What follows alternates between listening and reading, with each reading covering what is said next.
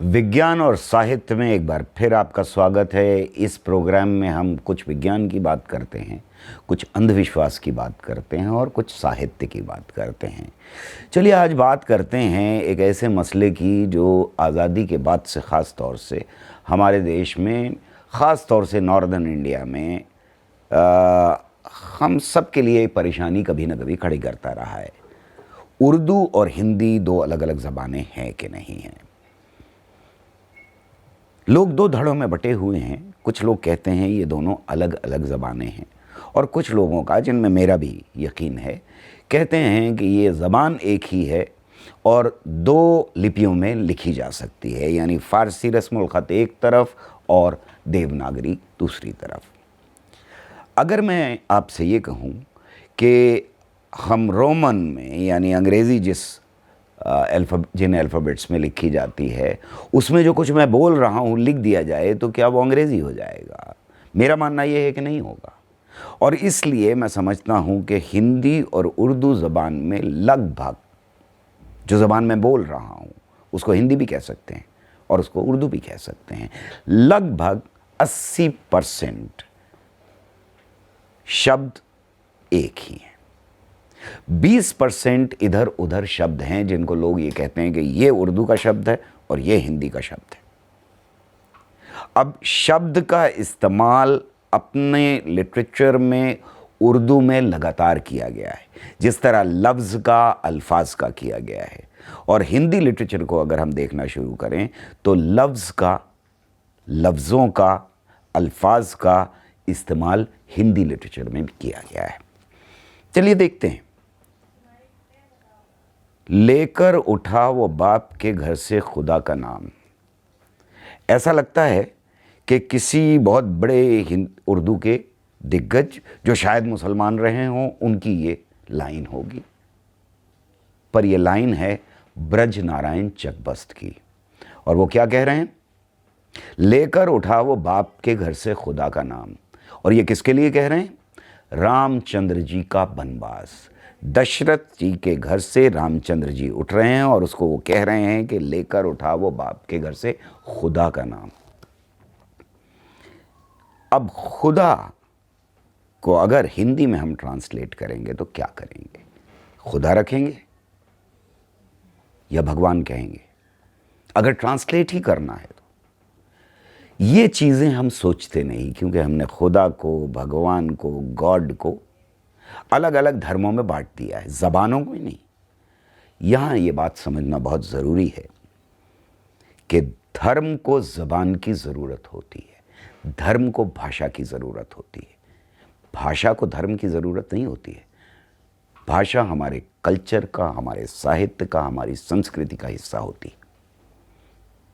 धर्म उसका एक छोटा सा हिस्सा होता है। ये झगड़ा कि उर्दू मुसलमानों की ज़बान है और हिंदी हिंदुओं की ज़बान है, इस झगड़े की जड़ें अंग्रेज़ी शासन में मौजूद हैं। जब उन्होंने डिवाइड एंड रूल, विभाजन करो और सरकार चलाओ, ये नीति अपनाना शुरू की, तो उनके लिए ज़रूरी था कि भाषाओं को भी अलग अलग बांट दें। उन्होंने ये कहा, उनके दिग्गजों ने ये कहा कि उर्दू पैदा हुई है फारसी से और हिंदी पैदा हुई है संस्कृत से। और हमने इस बात पे यकीन कर लिया। उर्दू की माँ फारसी, हिंदी की माँ संस्कृत। हमने बड़े आसानी से ये मान लिया, क्योंकि हम संकीर्ण नज़रिया रखते थे खुद अपनी संस्कृति की तरफ, और हम बहुत उत्सुक थे कि अंग्रेज़ हमें बांट दें। और कुछ लोग उस वक्त भी रोटियां सेकते थे और आज़ादी के बाद भी रोटियां सेकते रहे। हमने उर्दू एकेडमीज़ बनाई आज़ादी के बाद और हिंदी एकेडमी बनाई। अब तो दुकान पक्की हो गई जो भाषा के नाम के ऊपर चलाई जाए। तो इन ज़बानों को अलग अलग करना बहुत ज़रूरी हो गया। लेकिन एक बात और ज़रूरी हो गई, वो ये कि अंग्रेज़ी का इस्तेमाल करके हमारे ऊपर शासन करते थे। ये वो ज़बान थी जो आम जनता की ज़बान नहीं थी, समझ में नहीं आती थी, और इसलिए वो कहते थे कि तुम जाहिल हो, तुम अपनी ज़बान बोलते हो, अंग्रेज़ी तुमसे बोलनी ही नहीं आती। न तुम समझ सकते हो, इसलिए हम शासन करेंगे तुम्हारे ऊपर। बिल्कुल यही प्रवृत्ति रही आज़ादी के बाद हमारे देश में एक बड़े धड़े की, जिसने कहा कि ज़बान को इतना मुश्किल बना दो कि वो आम जनता से पूरी तरह कट जाए, तब हम ये कह सकते हैं कि शासन करने का हक हमारा हक है, क्योंकि तुम ये ज़बान नहीं समझते। उर्दू वालों ने क्या किया? उर्दू वालों ने, जो एक ज़बान मरती हुई ज़बान थी हमारे देश के अंदर, जो जा रही थी हमारे देश से फ़ारसी, वहाँ से अल्फाज उठाने शुरू किए, वहाँ से शब्द उठाए और उर्दू के अंदर ठूस दिए। हिंदी वालों ने क्या किया? हिंदी वालों ने ये किया कि संस्कृत, यानी अंग्रेज़ों के बताया हुआ फार्मूला, संस्कृत जो एक आम लोगों की ज़बान नहीं थी, जो मुर्दा ज़बान थी, वहाँ से शब्द उठाने शुरू किए और हिंदी में ठूस दिए। दोनों ने, अगर मुर्दा ज़बान से आप अल्फाज उठाएंगे और अपनी ज़बान में ठूसेंगे, तो फिर आप अपनी ज़बान को मुर्दा ज़बान बनाने का प्रोजेक्ट चला रहे हैं, तब आप अपनी ज़बान को मारने की कोशिश कर रहे हैं। और ये पाप दोनों तरफ से हुआ। हमने उर्दू को एक ऐसी ज़बान बना दिया जो हमारे देश की ज़बान नहीं है, हमने पाकिस्तान को दे दी। ऐसे भी लोग थे जिन्होंने कहा ये हमारी ज़बान ही नहीं, ये तो एनिमी ज़बान है, ये तो उनकी ज़बान है जो हमारे ऊपर आक्रमण करते रहते हैं। ये भूल गए कि उर्दू हो, हिंदी हो, उसका नाम रेख्ता हो, उसका नाम हिंदवी हो, उसका नाम आसान भाषा हो, अपभ्रंश हो, ये सब हमारी मिट्टी से उठी हुई ज़बानें थी। वहाँ से उठी थी जहाँ लोगों के आपस के रिश्ते इस मिट्टी के खूबसूरत खुशबू के साथ, इस मिट्टी की खूबसूरत खुशबू के साथ धीरे धीरे रिश्तों के आधार के ऊपर अल्फाज का गठन किया जा रहा था। आगरा में, अगर हम उर्दू को मान लें कि एक अलग ज़बान है, तो आगरा, दिल्ली, हैदराबाद, लखनऊ और रामपुर बड़े सेंटर बने जहाँ ये ज़बान रिफ़ाइन हुई। मान बढ़ाया जिसने मेरी मस्त सुहानी रातों का, रहे सलामत अलबेलापन उस देवी की बातों का। कौन सी भाषा है भाई? ये उर्दू है, ये हिंदी है।